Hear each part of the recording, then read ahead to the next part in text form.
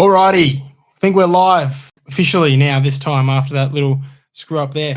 Ladies and gentlemen, welcome back for the first time this autumn to the Mock Sports Presents the Quaddie Poddy. Nico, Cashy, we're here. We're ready to go. We're ready to tackle a massive autumn, mate. How are you? How you been? Yeah, good, man. Not too bad. Sorry, just change these lights, make them the same.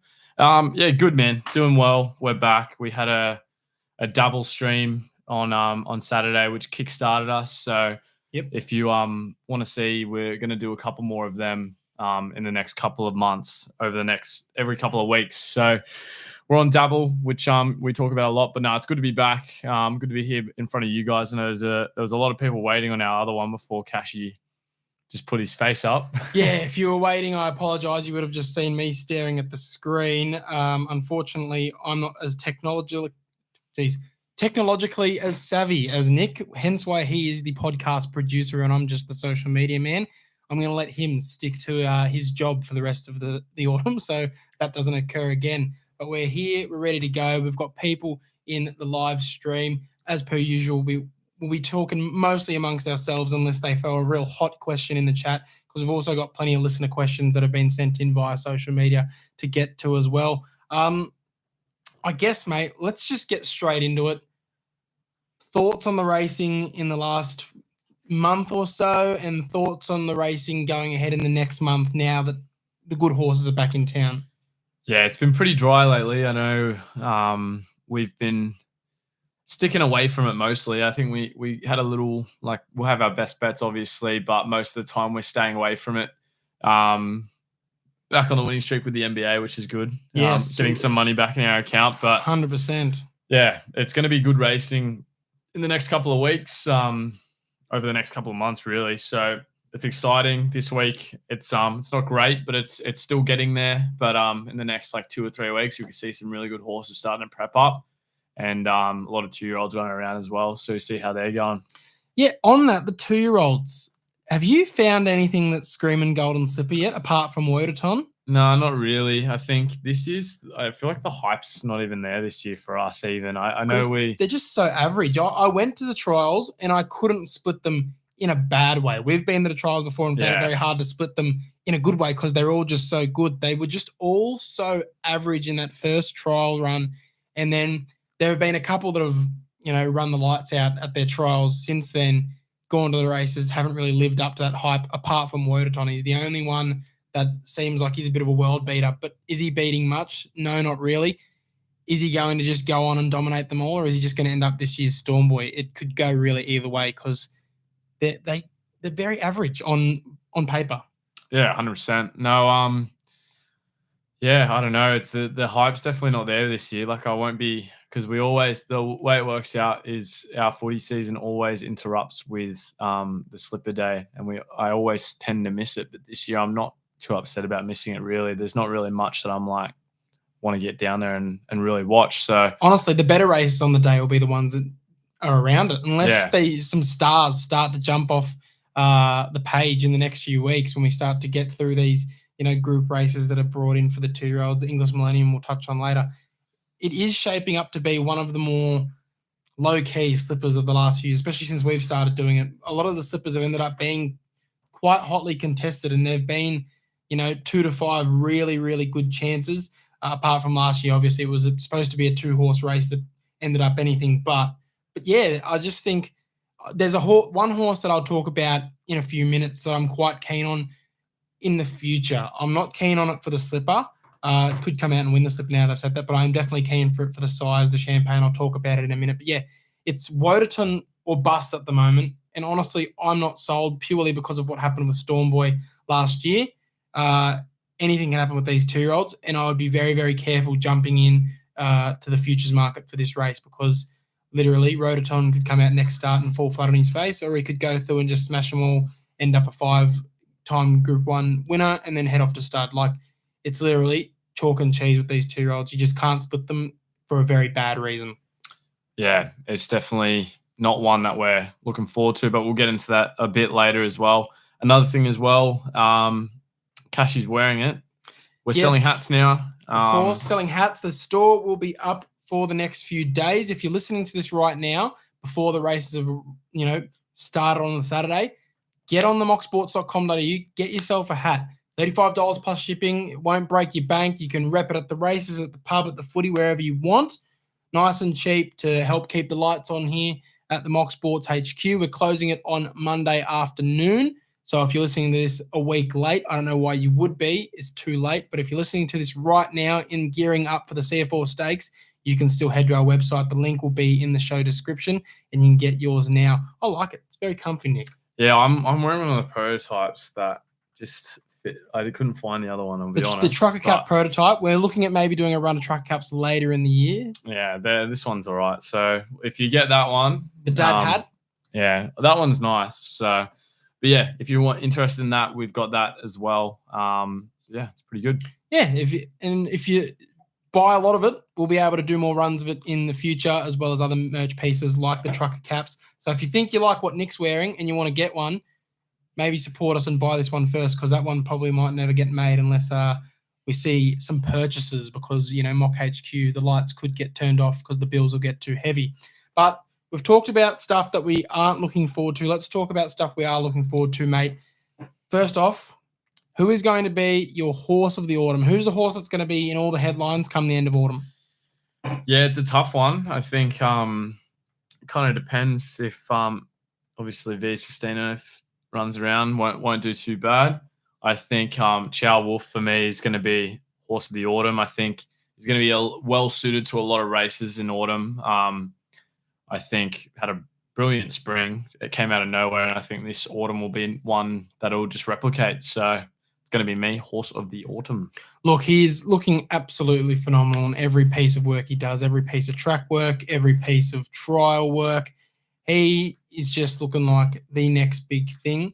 But, as long as Via Sistina is still at her peak, is he going to be able to beat her?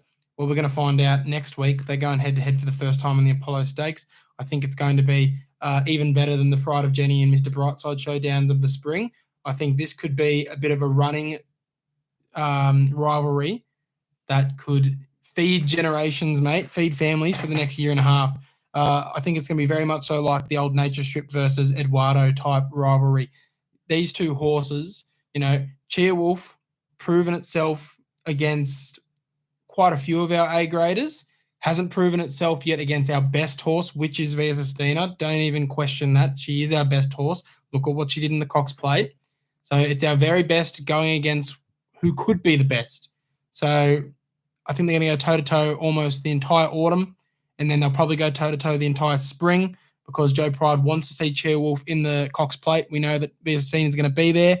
So I think we've got a year of fireworks ahead with those two horses.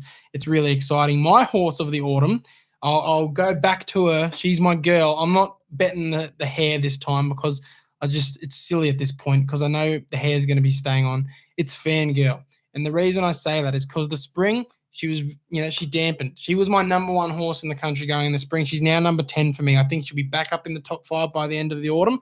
And that's because she is looking like she's ready and raring to go. All of her track work, all of her trials, she's been jumping out of her skin. She's been under a hard hold. The only way she is going to have a successful autumn, though, is if Chris Waller avoids Via Sistina at all costs. And from what we've heard, maybe the first and second runs of the prep, they'll clash, but then after that, they'll probably split up. So I think look for Fangirl in that late autumn when she's really starting to peak. I think she's going to win 1, 2, maybe even 3 big races. And I think she'll go very close to even beating Via Sistina like she did first up in the spring. I don't think she will, but don't be surprised if they end up nostril to nostril coming to the line in one of those first 2 runs like we saw in the spring when Zugotcha split those 2. Flop of the autumn, mate. Some of our flops calls in the past have been very successful. Others not so much. When we said Pride of Jenny was going to be a flop and she ended up being the biggest thing in racing. Who's your flop of the autumn? I'm going Fangirl. For the exact reasons you said, she's going to be the horse. I reckon she's just going to run into one better every time, and second places aren't going to get you good. You got to win races to be a good horse. So I understand it's a bit different, but I don't think Fangirl, if comes against the right competition, could go winless because Via Sistina's there, or better horses, Chow Wolf, who knows? Mr. Brightside, another one. It's just most unlucky horse in history. I reckon is Fangirl's up there, starting behind Animo, now Via Sustina. She got 1 year of clean air to do damage, which she did, and then now better horses have come along again to block her off. I just think she's always second crop. She's up there. She is up there, but she's going to be the flop because she's just going to fall second best to most horses coming through autumn. Look, I obviously think she's going to be the horse of the autumn, but I do think it is a very fine line that she's going to toe for that reason. Like I said, early autumn, second all prep. Yeah, early autumn, I'm going to probably avoid her, but late autumn, I'll be all over her. And you're right, she could fall under that category of just coming second or third every single time. I'm confident she'll get a win late autumn, but we'll just have to wait and see. My flop of the autumn is going to be Buckaroo. Okay, no confirmation whether or not he's even going to be seen this autumn. Maybe they're going to keep him kept away just for the spring. But you see these horses that go through really good spring preps, and then all of a sudden, come autumn time, everyone's jumping on them, and they just think that it's going to be sustained. Obviously, Chris Waller was able to bring this guy into a new career patch of form during the spring after the gelding. But I just think after such a successful spring and where the expectations are of him now, I think he just won't be able to replicate that. He might win a race or two, might be a big race or two as well. But considering where he was at, and he was Melbourne Cup favourite, and he won a lot of good races, I just think he'll maybe lose a couple where he'll be quite a short favourite, or he'll be very favoured in the market. And I think he won't have as many fans come the end of autumn as he did at the end of spring, because he was a big punter's favourite by the end there. Couple got burnt there in the Melbourne Cup. And I think maybe they're going to get burnt this autumn as well. Massive Solcombe vibes here. Yeah. Massive Solcombe vibes. Same trainer, same silks. But again, might not even see Buckaroo this autumn. But if he does run, I think he might not live up to the spring. Horse that's going to win a Group 1, mate. I've got two, actually. I've gone Private Harry. Shout out Corinda. Yeah. Magic Millions, Sunlight Plate, really nicely. If it suits up really well, it's 4 from 4. And then Poddy. Racing really well He loves to party. Loves to party. Racing really well in spring. Came what? Let's have a look. Second in the Ingham, which is a Group 2, and then obviously third in the Sir Rupert Clarke. So very, very close to that second place in the Ingham as well. I thought I had it. I remember I had some money on it, and it was a nose, 0.2 of a length. So those two, I reckon, will step up really nicely. So if there's that market, which I think a couple of bookies definitely have to win a Group 1, some of them might be paying all right. So it might be worth having a look. But, yeah, it's for me. This is the horse that I was hinting to earlier as the 2-year-old. The last few years, I've actually been very obsessed with finding good value and the winners in the Champagne and the sires, the two-year-old Group 1s in the Triple Crown after the Golden Sipper, where the horses that are run-on types get their chance. Obviously, Manal last year made a lot of money for us. We were saying for months, get on Manal for those races. Don't get on her for the Slipper. The year before that, I was saying it about Empire of Japan. That didn't really work out as much as I thought it would, but we definitely cashed in with Manal, and I'm looking to cash in with United States here.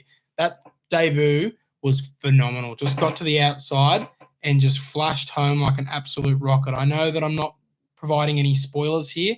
If you have a pair of eyes, you know that this is a good horse with an engine under the hood.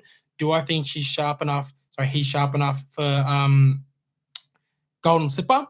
Maybe not. That's remaining to be seen. But from what we've seen in all of the trials, all of the track work, and that run to date, he's my early tip for the Champagne and the sires. I think out to 1,400, out to 1,600, get him there, watch him fly. United States, get on for those races, in my opinion. And race you are most looking forward to, mate? Either probably the Doncaster Mile or TJ Smith, I think. Those two are pretty entertaining races, and they're coming up in like the end of the autumn. It's usually near the end where a lot of horses will be peaking for, so should be nice.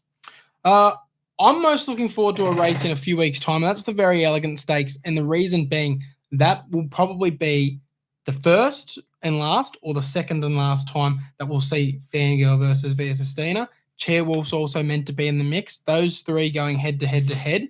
Very, very exciting over the Randwick course. And then you'll have quite a lot of, the B graders being thrown in there as well. I could list off a number of them, but the field will be absolutely stacked for an early autumn race, and it'll really give us our first sort of look how they all measure up to each other getting into the later spring. Who's going to go to the Doncaster? Who's going to go to the All-Star Mile? Who's going to go to the Queen Elizabeth?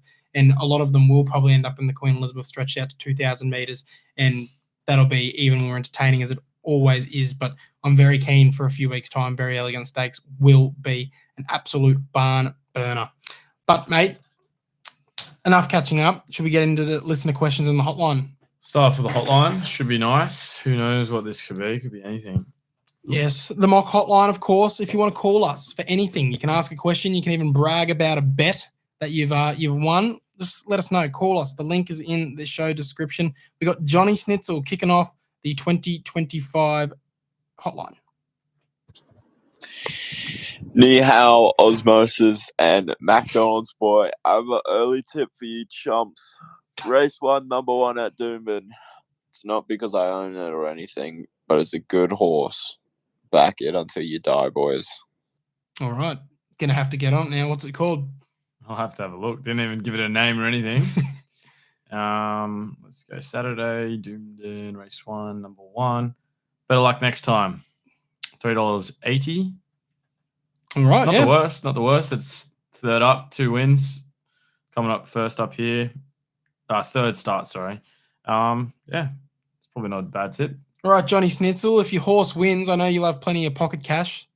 Get a hat, mate. Get a hat, and you can tell people where you were able to have the early crow for your better luck next time horse. We got Paddy Kerwin as well. G'day, boys. Paddy Kerwin here. Just a quick one. Craig Williams' age. Getting to him or not? Cheers, guys. Paddy Kerwin out. Thank you, Paddy. Craig Williams' age. Is it getting to him, mate? Is he getting too old, Craig Williams? I can't say what I really want to say. He looks older than he is. So that's for sure. He probably, I don't know. Probably not. Let's see how he goes in this autumn. He's been up there with some good horses. Brightside obviously getting a couple of wins. I don't think he's out of it just yet. Let's see how he goes in the big ones. Yeah, he comes under so much flack because he stuffs up sometimes, just like any jockey does. It's just happened a lot to him in the last 18 months. But he always reminds us of his class the very next meeting. He'll have 2 or 3 wins, and then he'll win another 4+ Group 1s throughout the carnival. Like, Craig Williams knows what he's doing. He's classy. He can retire whenever he wants. Okay, I don't think his age is getting to him. So that concludes the hotline. Just 2 calls there. If you want to call us next week, the link will be in the show description. How do you feel about being called McDonald's boy, by the way? Call me whatever you want. I don't care. Could be worse. We'll go to listener questions. Got Goats asking, do you think Chow Wolf can end up better than V Sustina by this year? I think overall, no. I think Chow Wolf can get a couple wins, maybe over V Sustina, but I don't think we'll ever consider Chow Wolf a better horse than V Sustina. Agreed. V Sustina's, showed her class too many times in her limited starts in Australia. Like, she's by far and away, she's the best horse in the country. Daylight next. I think Chow Wolf will only be running for second. He might get the leg up on her a couple of times, but you just can't consider him a better horse until he maybe beats her in a Cox Plate. Yep. Judd Taylor, possible Pride of Jenny return. I've been hearing that, actually. I've been hearing rumbles. That as well as Alligator Blood. So Alligator Blood has been transferred to Chris Waller. Chris Waller's now going to train Alligator Blood, and they're going to try and get him back to the races. That's huge. Huge, but what sort of horse is he going to be after 2 years off? We don't know until he runs, I guess, and we'll comment on that a bit more once he gets back, if he does get back to the races. The Pride of Jenny one is the interesting thing. Because she was retired really not at a time that fit in with a breeding calendar, and I believe they wanted to send her to Equinox in Japan, and that fell through. So since her breeding fell through, they're thinking of sending her around for another year to keep her in that racing window before trying again to send her off to breed. Do I agree with it? No, considering how much that horse got ran into the ground at the end. But, I mean, be good for racing if she's able to get back to her best. Do I think she will? No, but what are your thoughts? Do I think it's a good idea? Probably not. Can probably still snag some more prize money if you want to look at it that way. Don't know if she'll win another race, but she'll definitely place. So it's up to them, I guess. Trainers are done. They probably, I think considering they should have already retired it, they don't lose anything by bringing it back. The legacy's kind of already ruined. Probably not ruined, but like not as good if it retired when she should have. So I don't think she loses much by staying until end of her breeders. I don't think it's that outrageous, but anyway. Fair enough. Hayden Miles, tell me that you agree that Tonkin is a weapon and will be the next best thing. It started pretty good down in Melbourne. I think I saw a win or two down there, but you never know, man. It's early days. Is it a 2-year-old? No, it's a 3-year-old. 3-year-old. Look, great horse, great runs, but who have they beaten? It was a maiden and a benchmark 64. That's not screaming best horse in the country, is it? We got to see if she can continue to rise through the ranks and get the job done on a bigger stage. But won by 4.5 lengths last week. Certainly looking like a promising horse. We'll see how she goes throughout the rest of the autumn and see if she gets a crack at Saturday grade. And then if she measures up there, see if she can get a crack at stakes grade, and then just continue seeing if she measures up. Got the potential, needs to perform now. Yeah, fair enough. Is that it? That's it. Alrighty. Okay, let's get into the tips, mate. That's what they all came for. Randwick on the weekend. The weather is fine now. It's very hot, very sunny in Sydney at the moment, but there is meant to have some rainfall on Saturday, but not too much to the point where it'll damage the track. So I would assume it'll be good for all day come Saturday. The rail's in the true position for the entire circuit.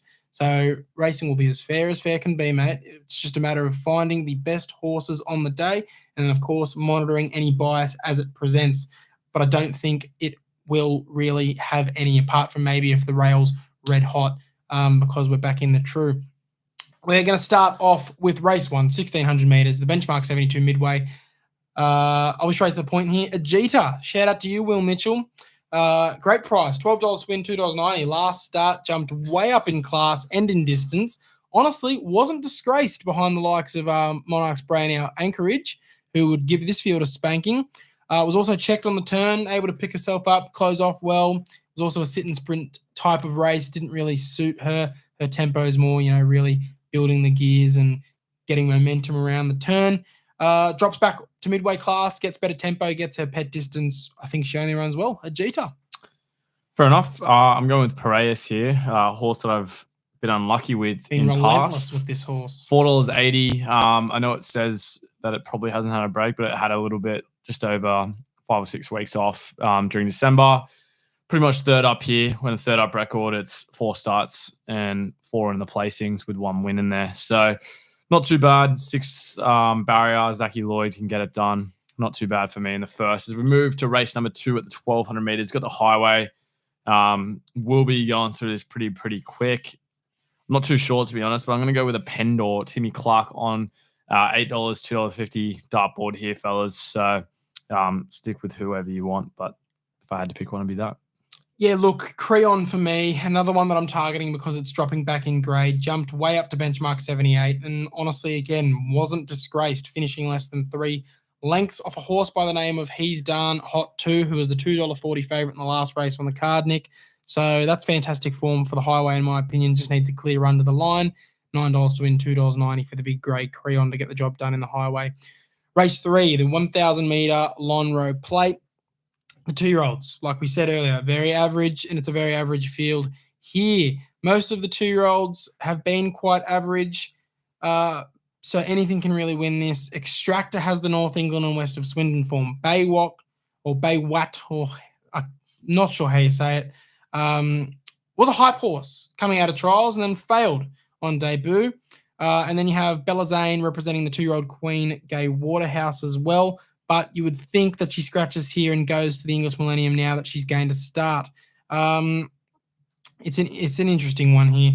Also interesting to see that Anarchist has Tim Clark booked for Gay Waterhouse, so clearly that's the horse she's more confident in, or maybe she just did that because she was confident Bella Zane was going to get a start in the English Millennium. I'm going to go with, let's just say Baywat. That's how I'm going to say it. I think the trials were too good for this horse to be a complete failure. Was wide throughout last start, whereas gets the rails here and is able to get up on pace and hopefully lead throughout here. Looks the winner at the 200 in my opinion, and hopefully gets the job done. $4.80 Bay walked. For me personally, the three horses that have come out that you spoke about just before, their form hasn't been standing out for me. Where I'm going to go with a debutant. Like I said, Timmy Clark and Gay Waterhouse are a big combo that they like to play with the 2-year-olds and do very, very well. It's going to be a narcist for me. $9.50, $2.50 for a place. Good price each way. Pretty nice. But yeah, 2 trial wins as well. It's unraced, so it's got that bigger price against those that have shown it. But like I said, those ones that have shown it haven't shown much enough to go for. So go with that. Race number 4. We've got the Inglis Benchmark 78 1600 meter here. It's a tough one to go through. Point and Shoot is your favorite. Bjorn Baker trained. Looks very, very good. Looks nice for that one. Punton is another one that I like. Unbeaten, 3 from 3, $3.60. But I'm going with bottom weight Cosmic Lad here. Going with a bit of value, $12, $3 for a place. Joe Pride trained last start behind Code in Time, following 3 lengths behind in the benchmark 72. Bottom weight, going to have a good run here. Reece Jones on board. Very nice. Point and Shoot is the name. Point and Shoot is the type of bet I'm going to have here. Bjorn is literally airborne. I don't know what he's doing differently, but he is by far and away the most informed trainer of the last 3 months. And this horse absolutely killed the competition last start. Jumps up in class and distance, but I think can get the job done still. I'm thinking Quinella, Point and Shoot with the stablemate Punton, and then for a trifecta, maybe chuck Depth of Character in because of that 3-year-old Guineas form up in the Magic Millions. But yeah, I just think Point and Shoot gets it done here. As we move on to race 5, 1,300 meter benchmark 78. Tough race here, punters. You either have a few horses who have been up forever and will be fit as a fiddle and ready to, have the runs on the board, whereas you'll have some that are resuming. They'll have the class edge, but will they have the fitness edge? No. So you got to find that perfect medium between the two. I eventually settled on going for class, and I think the favourite has that severe lack of pace in the race. So it could simply be Clark just taking him to the front, playing catch me if you can, and then no one can catch him. Not a big bet at all, if I'm even going to be betting on this race, but it's a knockout at $4 on top for me in race 5. Going with Dark Glitter here, $14, $3.75. Molly Burke on board, claims 2 kilos, brings it down to 52.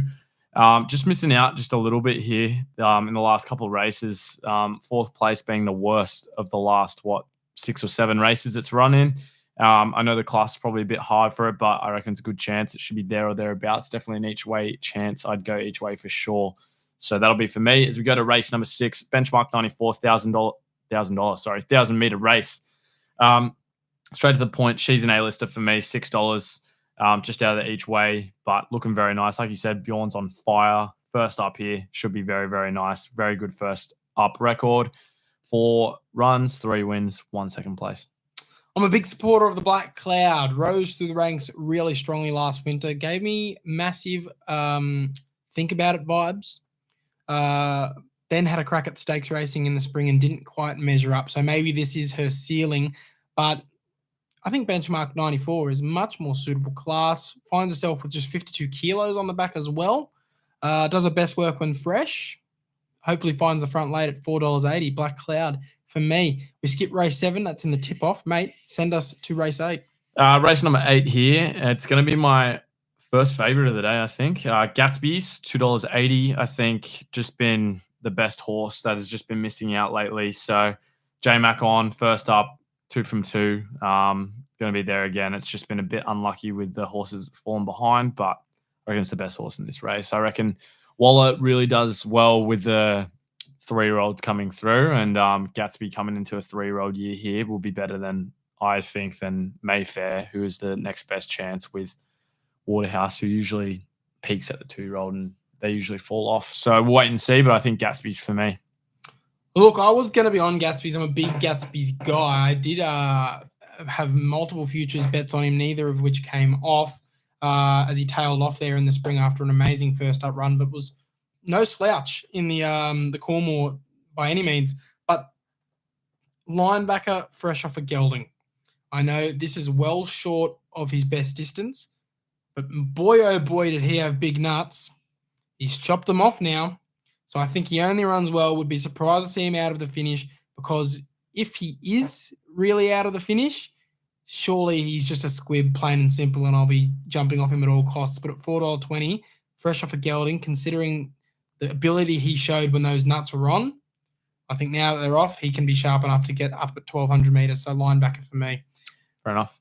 Move to race 9, the 1,600 metre open handicap. 2 bets for me in this one, punters. One being the favourite, Headley Grange. I think he's too good a form to be running poorly here. He should be around the mark again, and he's absolutely carrying no weight whatsoever. The other is a cheeky $5 each way on kinesiology. Okay, I invested in this horse very, very heavily in its first up start in the spring, because he was touted as well as next Melbourne Cup horse. He was meant to be an absolute world beater. He was not on the day.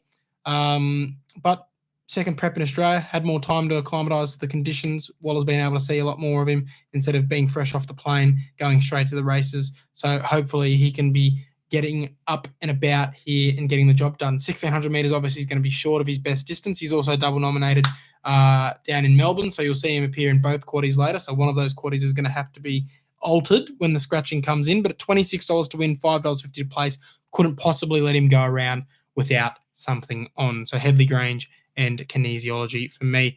Race 10, mate, what are your thoughts? I've got to give my race 9 tip. Oh my God, you do too. My bad. St. Lawrence for me, $12, $3.10. It's had a bit of a rest. It's coming off. It's only had one race in the last probably like 4 or 5 weeks, so it's coming in pretty fresh. So should be nice. It's fallen behind Waterford and Robusto, who were running pretty well over in Wyong, and then before that behind Private Eye and Robusto again. So coming over here, probably a bit of a weaker field.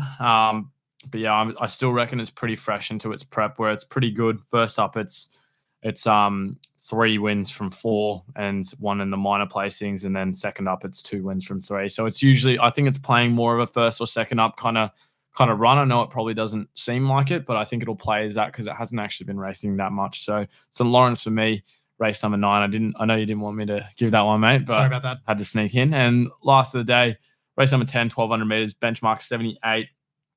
Going Winston Hills, $13, $3.40. It was pretty nice on Saturday last week, I think. Was it last week or the week before? I'm not too sure. 2 weeks ago, I believe he comes through the race that a lot of these come through when Tommy Berry had his fall. Yeah.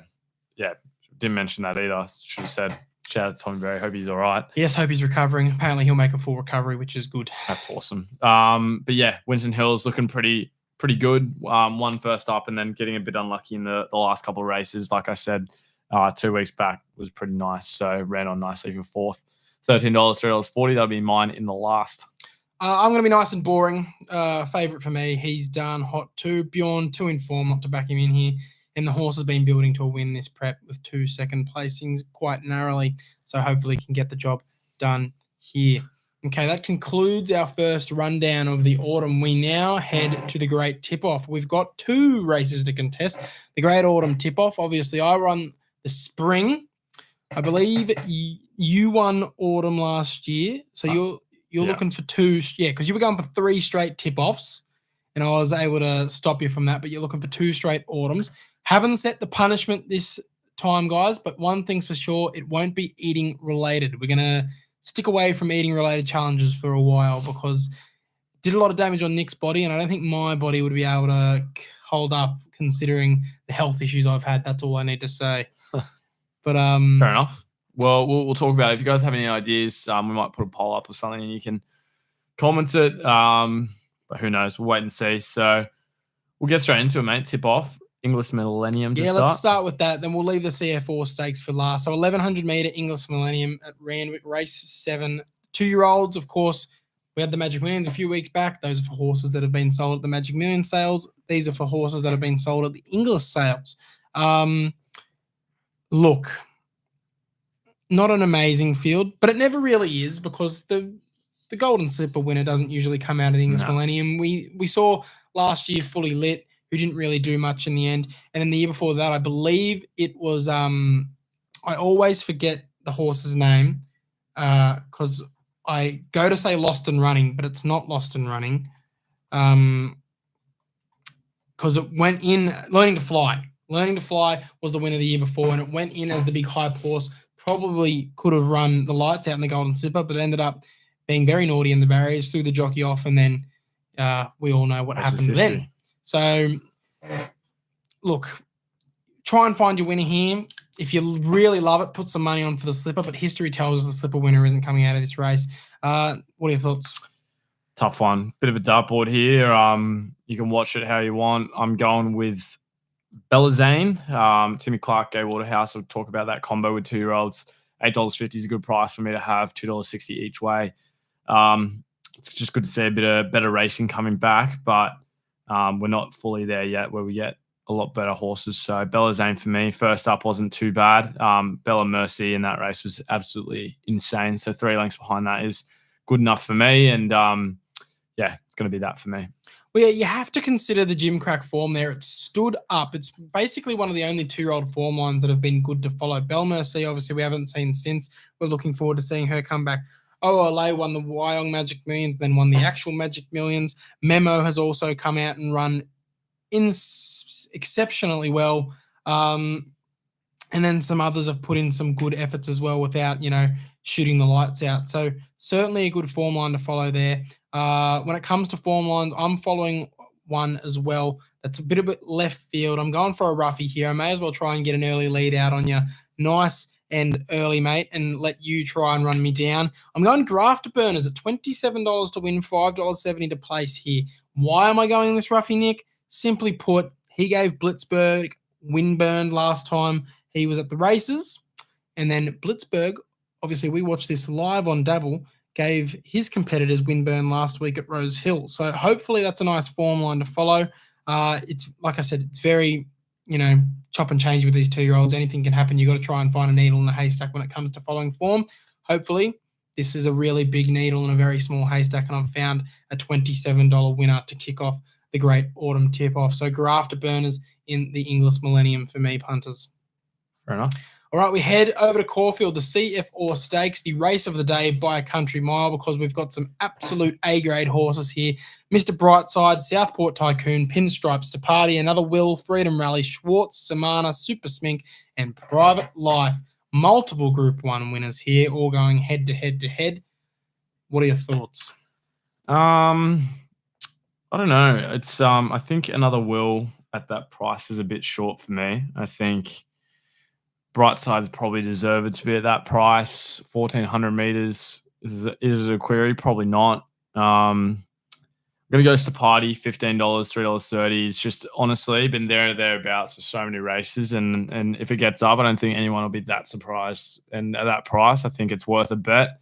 I'd probably play Another Will as well, but it's just a bit short for me to put a lot of money on it. I'd like it if it comes out to maybe $6, $7. I think that's a bit more appropriate, where I probably bet into it a bit heavier, but Stapati I will be having a play on, and it will be my tip for the tip-off. Fair enough. I've got to be pretty simple here. Mr. Brightside, $2.50. You are getting Mr. Brightside for the same price that we got him in the spring to beat Pride of Jenny and Antino when he was first up in the spring. He's now first up in the autumn, and you're getting the same price to beat Another Will and Swartz, realistically, because I think those are the only real 2 horses that can beat him here. And Another Will and Swartz, great horses, but are they Pride of Jenny and Antino levels? Not really. Okay, we saw Mr. Brightside make easy work of those 2 in the spring under the same conditions until a horse named Pinstripe ran past him in the end. Could he do it again? I don't think so. But I think the price is a gift. Mr. Brightside at $2.50 in a much easier field, in a conditions that we've seen him time and time again, always kicks off at the Caulfield, 1,400 meters, and I think has gotten the job done just about every time apart from in the spring. So I just think you can't be against him. He's the country's most consistent horse over 1,400 to 1,600 meters. Let's go, Mr. Brightside. I'm with him all the way. Fair enough. All right, mate. That concludes the tip-off. Now we've just got to look at any bets we've had around the country other than Sydney and the 2 we've already touched on in the great tip-off. There's not much for me. There's a race in Caulfield that I want to get on, the Blue Diamond Prelude, race number 4 at the 1100 meters. I think the favorite looks pretty good as Aleppo Pine. Jamie Mellum on board, $2.60. Should be pretty nice. Other than that, I'm probably just going to watch and see how we go.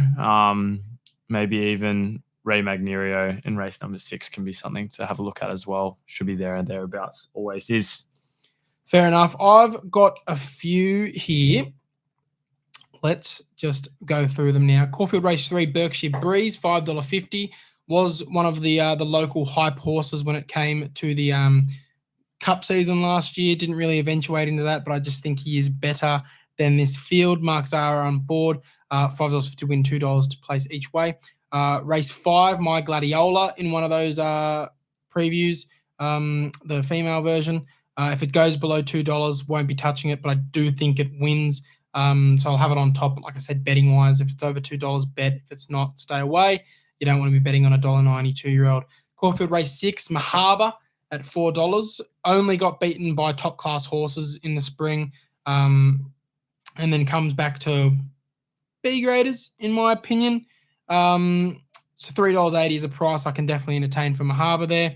And then Caulfield Race 7, Evaporate at $3.60. Obviously, was one of the boom 3-year-olds last spring.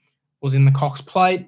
Obviously, got nowhere near it. Wasn't as quite good, but was still good in the 3-year-old class. Gets that here. I think will only run well with Mark Zara on board as well. And then I'll also have a cheeky $5 each way on Kinesiology if he does indeed run in Melbourne. Awesome. We'll take you to the Quaddie at Randwick. Race 7, price tag, Afterburners, Bellazine, Within the Law. That's 4, 9, 12, 17. Race 8, Linebacker, Gatsby's, Mayfair, Snow in May. That's 1, 2, 3, 10. Race 9, Headley Grange, Kinesiology, St. Lawrence, and Wymark. That's 5, 8, 11, 14. Race number 10, you got He's done hot too. He's done hot too. Romeo's Choice, Winston Hills, and Morjude. That's 8, 10, 13, 16. Numbers again, race 7, you got 4, 9, 12, 17. Race 8, 1, 2, 3, 10. Race 9, 5, 8, 11, 14. Race 10, 8, 10, 13, 16. $50 will get you 19.5% as always, and you can copy them on Dabble now. They have Quaddies, so head to Dabble, download the app, use the code MOCKSPORTS when signing up to let them know we sent you. Gamble responsibly and set a deposit limit. Think about what you could be buying instead when doing so, but especially if it changes on the day, just head to our Dabble account and press copy. It's as simple as that. For Caulfield, we've got one as well. Race 7, we've got Evaporate, Angel Capital, Plymouth, Jenny the Fox. That's 1, 2, 8, 9. Race 8, we've got Charlton Lane, Kinesiology, Warmonger, Duke de Sessa, 1, 2, 4, 8. Race 9, Mr. Brightside, Another Will, Swartz, and Poddy, 1, 4, 5, 7. Race 10, Arabian Summer, Kirribilli, Drifting, Certain Rise, 1, 3, 4, 13. Again, race 7, 1, 2, 8, 9. Race 8, 1, 2, 4, 8. Race 9, 1, 4, 5, 7. Race 10, 1, 3, 4, 13. And $50 will get you 19.5%. Nick, you've been the man that's been hitting quite a few best bets throughout the summer. I couldn't hit water if I fell out of a boat. I just could not find one to save myself. I'm hoping to kick off autumn with a win here on a horse I'm quite confident on. But if you're going to have one bet around the country to keep your momentum going, what's it going to be? It's going to be Gatsby's, $2.80. Race number 8 at Randwick. It's going to be the best. I think J-Mac and Walla, like I said, I spoke about it pretty much word for word of what I like. So Gatsby's for me will be the best of the day. Fair enough. I am just siding with Mr. Brightside. Like I said, he is the best horse in the country, 1,400 metre to 1,600 metre. His form above that, very questionable. We've questioned it many times, but he's in his sweet spot here. He's at his sweet spot conditions of the Caulfield 1,400 first up.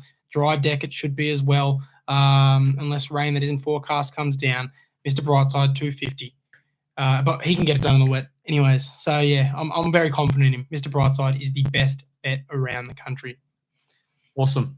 All right, mate. Anything else to say to the punters before we go? Best of luck. Check out Dabble. Obviously, that's our big thing. We're doing some streams on there, so you can catch us every couple of Saturdays. It's not really sure how often, but probably probably every 3 or 4 weeks, I assume. We did one on Saturday. We had a pretty good time, so get on there. Thanks for listening. Hopefully we get everyone back from spring because we had heaps of you. Buy the hats. Other than that, Yep. themocksports.com.au if you want to buy a hat. And then we'll see you back here next week. Cheers, guys.